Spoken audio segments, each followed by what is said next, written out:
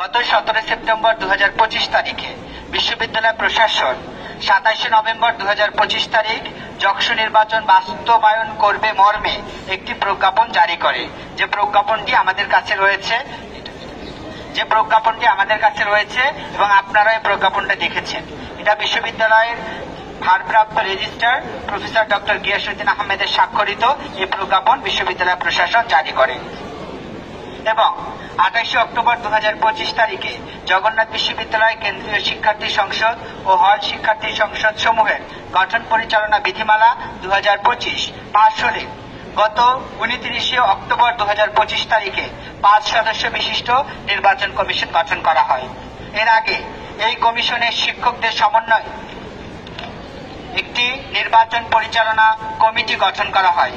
কমিশনের সকলেই বিশ্ববিদ্যালয় প্রশাসনের অংশ এবং তারা 27 নভেম্বর তারিখে নির্বাচন অনুষ্ঠিত হওয়ার বিষয়ে আগে থেকেই অবগত ছিলেন এবং নির্বাচন কমিশন হিসেবে দায়িত্ব পাওয়ার পরে তারা নির্বাচন পেছানোর জন্য এবং বিশেষ একটা গ্রুপকে সুবিধা দেওয়ার চেষ্টা করছে বলে আমাদের মনে হচ্ছে।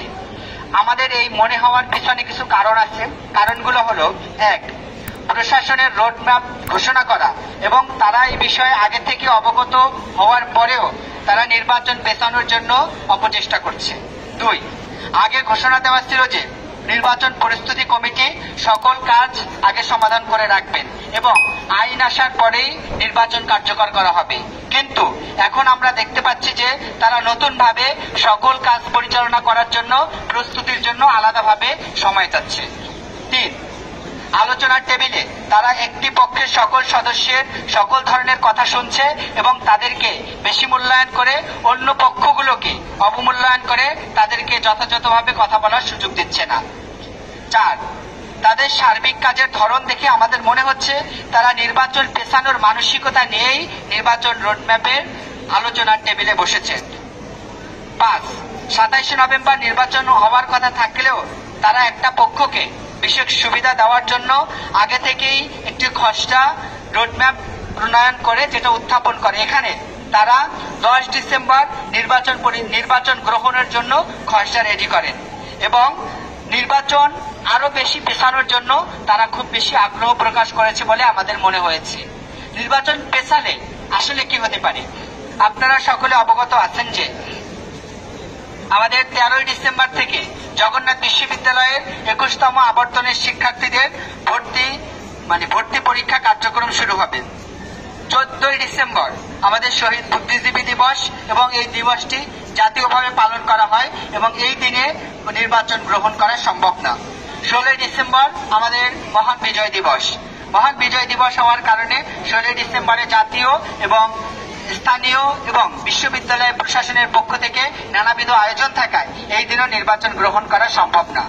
নির্বাচন কমিশন তাদের কথাবার্তা এবং তাদের অ্যাটিটিউড দেখে যেটা লক্ষ্য করেছি যে তারা এই নির্বাচনকে আরো বেশি বিলম্বিত করতে চায়, 16 ডিসেম্বরের পরেও নিয়ে যেতে চাচ্ছে তারা। 16 ডিসেম্বরের পরে নিয়ে গেলে ফলাফল কি হতে পারে? জাতীয় নির্বাচনে যদি তফসিল ঘোষণা করা হয় বা যদি জাতীয় নির্বাচনের দামামা বাঁচতে শুরু করে তখন ছাত্র সংসদ নির্বাচন বাস্তবায়ন করা কঠিন হবে। তাছাড়া আরেকটা গুরুত্বপূর্ণ বিষয় হচ্ছে উইন্টার ভ্যাকেশন শুরু হয়ে যাবে বিশ্ববিদ্যালয়। শিক্ষার্থীদেরকে শীতের ছুটি দেওয়া হবে এবং তারা বাড়িতে চলে গেলে 20 তারিখের পরে আর নির্বাচন বাস্তবায়ন করা সম্ভব হবে না।